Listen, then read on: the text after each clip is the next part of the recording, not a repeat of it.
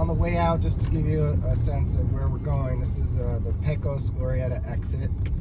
We're 15 miles from Santa Fe on the highway at this point. And we're going to be going down the road towards Pecos about 4 or 5 miles, and then we're going to head back towards the south and up towards Glorieta Mesa, which is where the house is. We'll check in a minute. Now we're turning right on County 63, which is also La Jolla Road. And we'll go through a little bit of a kind of a neighborhood and get up to Old Denver Highway, and then we're going to cross back under the highway. I'll show you that in just a minute.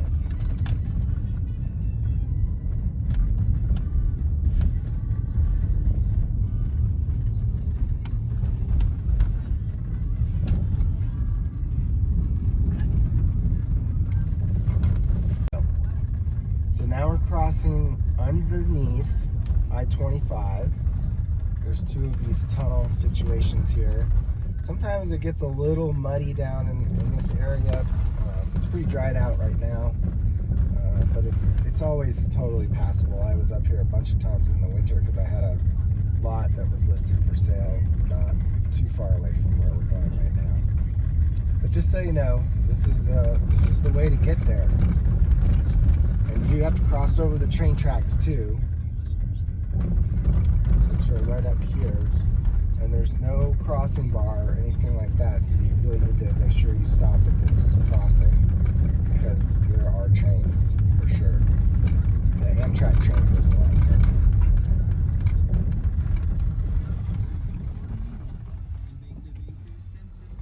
All clear?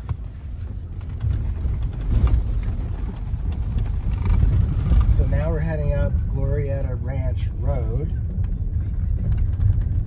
It's about 3 miles, I think, from here until we get to the house.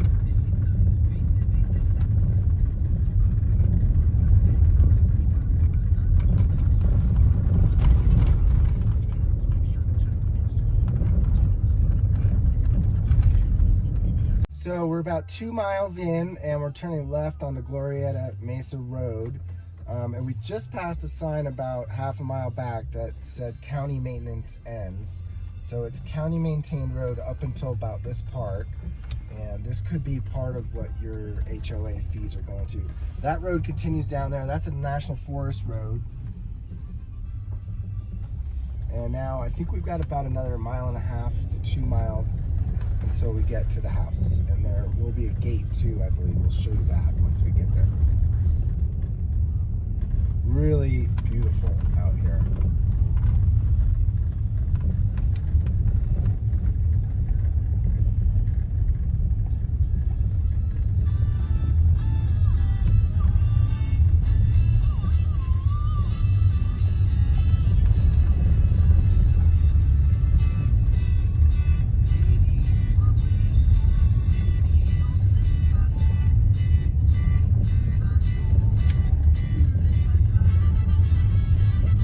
So this is the gate we just got to. This is about 1.5 miles past the last turnoff. So you have good security up here, which is a good thing because you're pretty far out. And that's electronically controlled with a clicker or a keypad.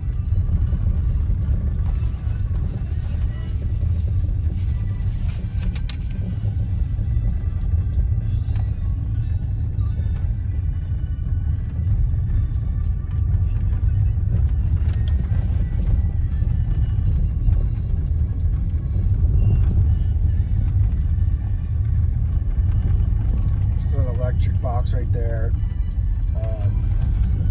Looks like there might be a house right back there.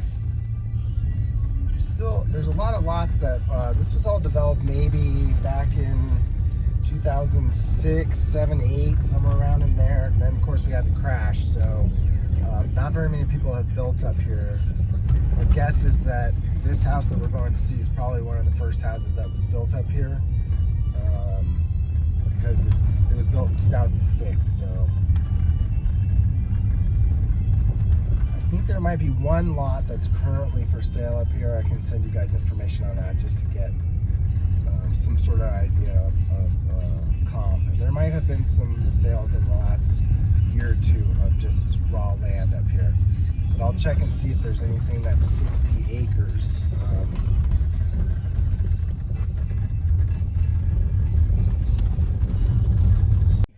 Okay, so now we're turning right. This is still Glorieta Ranch Road. It changes names going out that way. But this is essentially your driveway. And we're gonna take this all the way down to the end where the house is. There is one other house out here. So you do have one neighbor from what I could see from Google Earth. But then this property is the very end of the road. A little bit of snow up here still.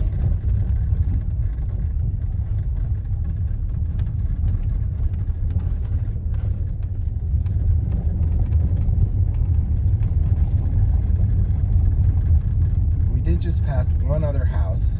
So I think the total that we've seen are 2 houses up here and 2 at the end of the road down here. So that's 4 houses total for this whole development so far. And there's a lot of lots that are still either for sale or people haven't built on yet.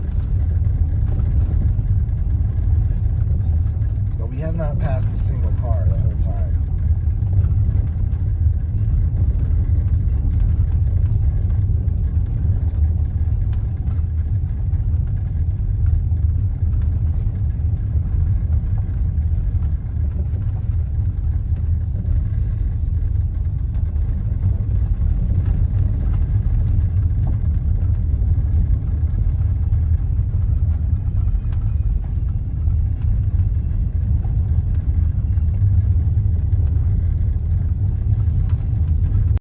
Okay, so we just passed one other house that was on the left there, and now we're entering the property.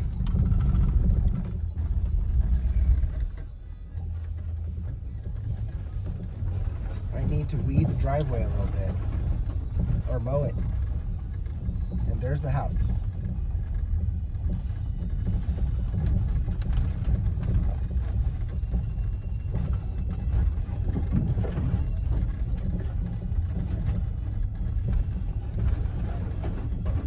There's your neighbor to the left.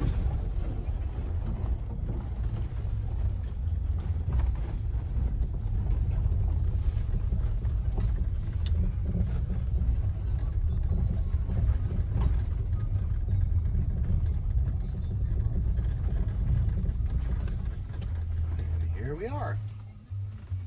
Okay, hi again. We're at the house. We checked it out. It's actually in pretty decent condition, considering nobody's lived here for a really long time. So we're going to go around the outside of the house first. I'll point out some of the issues that I'm noticing, and then after that we'll go inside the house and check it out there. So the stucco overall is in pretty good condition. There's a few cracks above the top of the garage doors there, and the garage doors obviously need some staining and oiling, and maybe a little bit of fixing. Basically all of the wood, exterior needs to be treated, just weathered, and that's something I'll need to do maybe 4 or 5 or 6 years. So this really is coming into the courtyard here, the front door.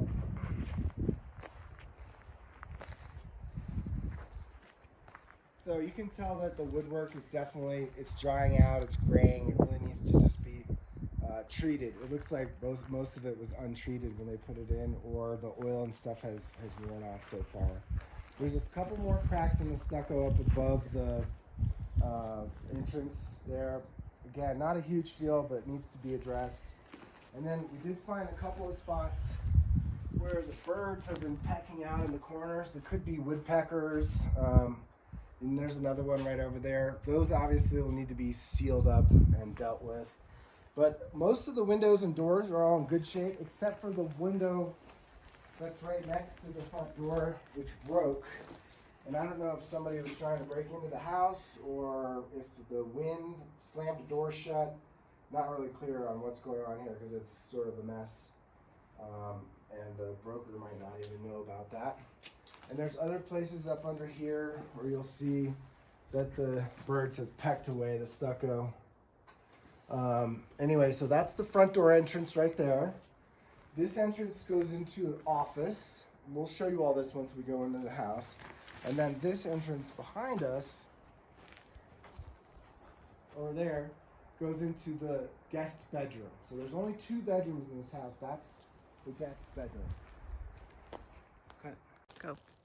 So this whole back area that you're about to see is fenced, which is good. And it's a pretty formidable fence. It looks like it's in good shape all the way around the back. And then as you see it come back down the hill around on this side, there's a separate chain link fence area for dogs. I'm guessing that was a dog one. And then that fence continues down and goes all the way over here to the edge of the house. So this whole back area in here is fenced for pets, basically.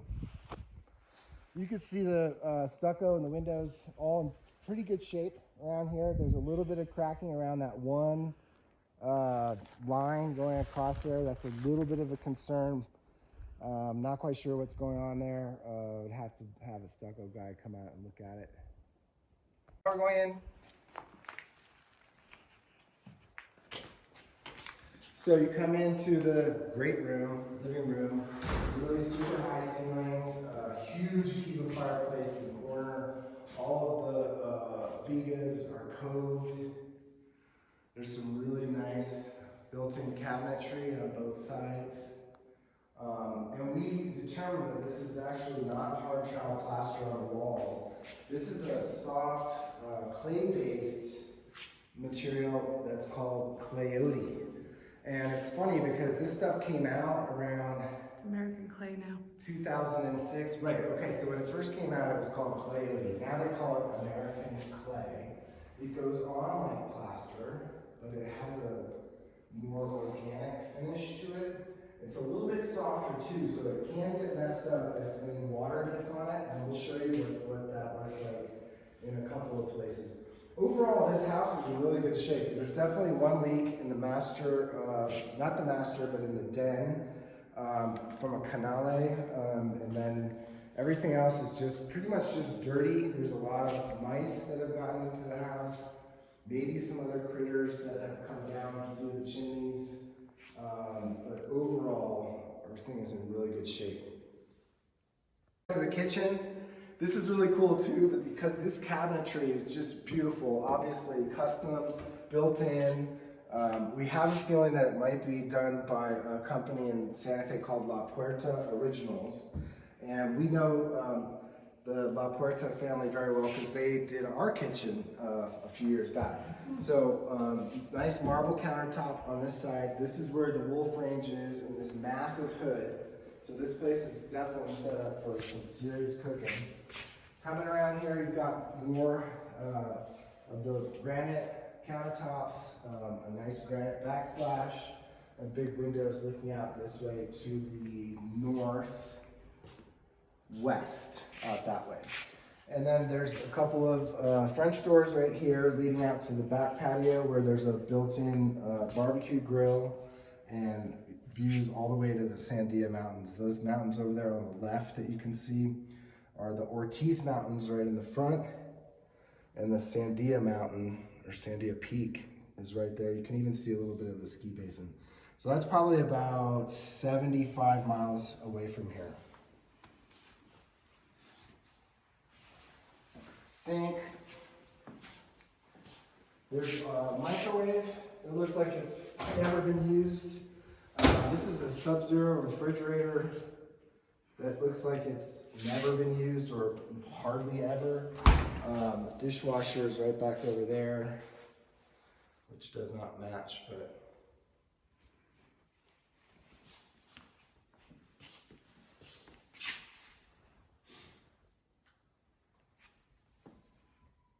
so it's a little dark back here. Hopefully you guys will be able to see enough. This is a walk-in pantry that has a cute little half door, cowboy style. There's another freezer built in over there. And then you get back to the hallway, back to the main living room over there, and then this really wonderful rock work with a skylight above it, so it's letting in a lot of natural light. This is a really cool place to put some artwork. I mean, that's Anasazi style stacked rock. Really, really beautiful stuff. And then coming along here is the powder room, which has this fantastic carved door and a beautiful cabinet with a sink in there in the powder room. Again, this stuff is all probably done by La Puerta. La Puerta probably did all the doors. They did all of the cabinetry in the bathrooms and the sinks. And they did all the other doors too. Some really nice doors here for probably another kitchen closet here, coat closet, and security system. So this is another nice little feature, kind of a built-in nicho here that has a light. And then we're coming into something of a mudroom, which has a utility room separate, washer and dryer, nice cabinets with a sink, and you can look out and take in the views while you're doing the laundry. Really beautiful.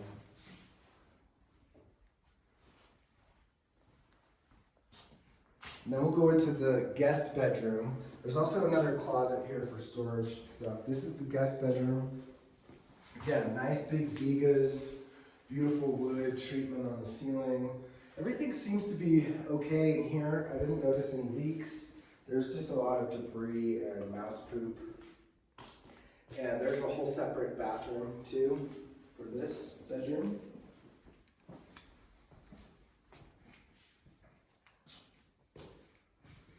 It's really dark, but hopefully you can see it.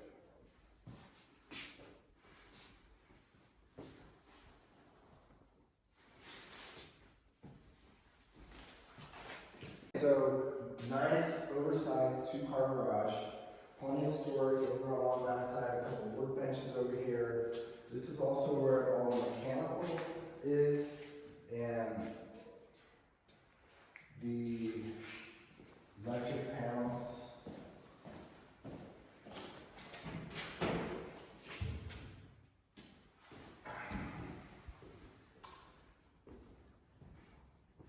That's like a giant shut-off. This is the main panel, which was installed in 2005, November of 2005. So that gives us a good time frame on the construction of that house. And then this looks pretty well organized. This is done by Gorman Electric. I know him, he's a pretty top-notch electrician. So in that closet is the boiler to the left for the radiant in-floor heat.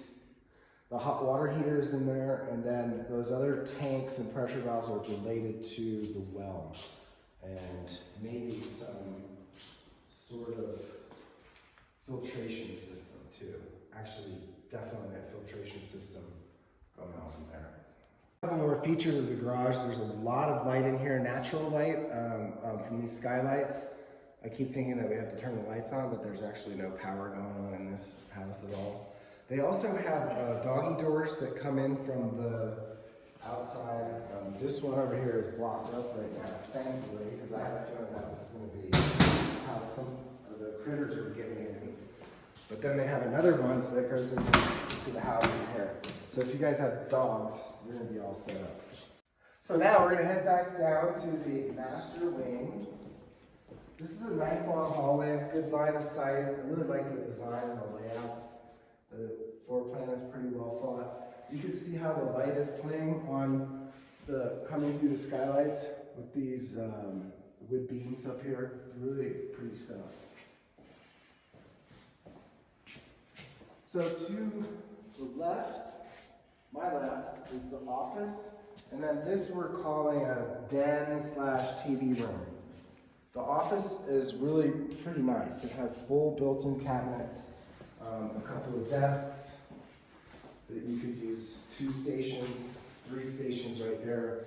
So as far as like a professional office setup, this is really quite nice. Also, it has a separate entrance going back out to the top. And then you come over here. Can you stop? This room is the one that is showing the most damage from the outside. As you can see, this really is actually probably looks a lot worse than it is. But a lot of the plaster has started to come off, and you can see where there's been water damage on the inside here. There's a canale that's right on the outside of this wall. My guess is that is what's causing the leak. It's not a problem with the roof. It's more a problem with that canale. Maybe it got blocked up. It could have gotten a lot of ice and snow up there over the last couple of winters that would have caused it to back up and then slowly leak. Obviously, that's something that needs to be addressed. There's a little bit more staining and water damage back in here where there probably is like a space for a cabinet or something. So that would need to be looked at too. The good news is that with all of the Glorieta, this stuff is easy to fix. It's not like hard trowel plaster where once that gets a crack in it or something like that, you really have to redo the whole thing. This stuff you really could get away with just taking care of the parts that have the stain and the water damage on it. You wouldn't have to necessarily do the entire wall. So just to show you just a little detail here, these are two little wood windows that open up into the office. Probably is a way to get more light in from the south, because they also left this open here too. That way the light can go all the way through to the office. Getting into the master bedroom, which has again some lovely carved doors.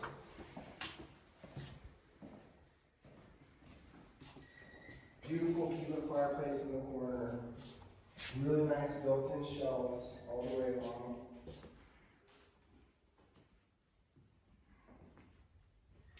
Different style beam here. These are not Vigas, these are more like beams. I'm not quite sure why they switched over to these. And instead of keeping them matching like they are in the living room and in the guest bedroom, nevertheless, they're still pretty nice. And the ceiling fan up there.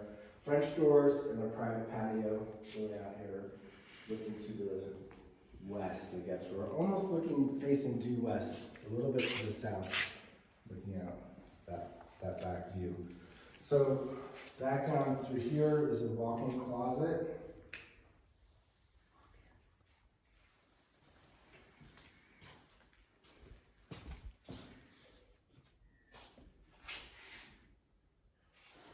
Lots of built-in cabinets.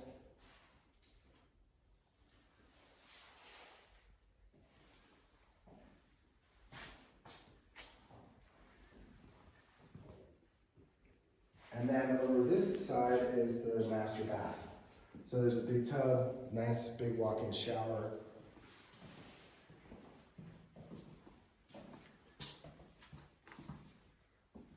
A couple more built-in nichos.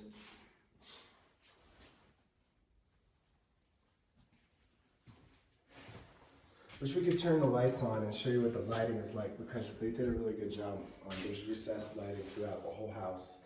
There's also a fire suppression system, which is good. They probably made them put that in there for county code, because we're so far away from any sort of firefighting equipment or manpower. If you get a certain distance off of county road, they say that you must put in a fire suppression system in, which this house has. So in case there's a wildfire or a fire even inside the house, it will trigger the fire suppression system to go off to keep the house from burning down.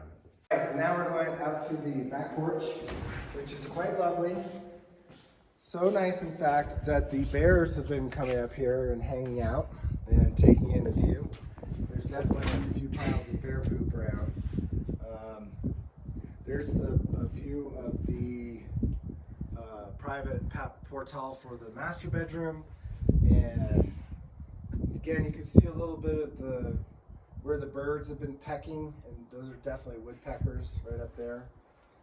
And all this wood just needs to be treated, stained, and stuff like that. And then there's a couple more holes. They're really kind of going at it. We have a really nice built-in grill.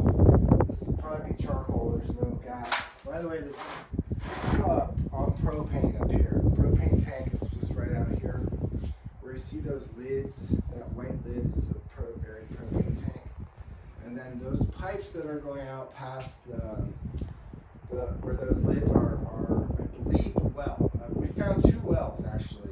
That well could be solely for firefighting efforts because there's a huge firefighter nozzle on there. And then the main well that's shared with the neighbor is back over on this side. Another thing to point out is the neighbor. That's the only other house that's up here. Like I said, when we were driving in, this is at the very end of the road. So that would be your closest neighbor way over there. You can barely see the house. Okay, so we're going to just take a little walk down through the grass here. Like I said, the well is right over there. You can see the standpipe sticking out, and there's also a spigot. These blue pipes are probably related to the septic tank. And then we're going to go down and check out the pond. So here's the pond. They didn't mention this, but we said, what is that thing down there? So we came down and checked it out.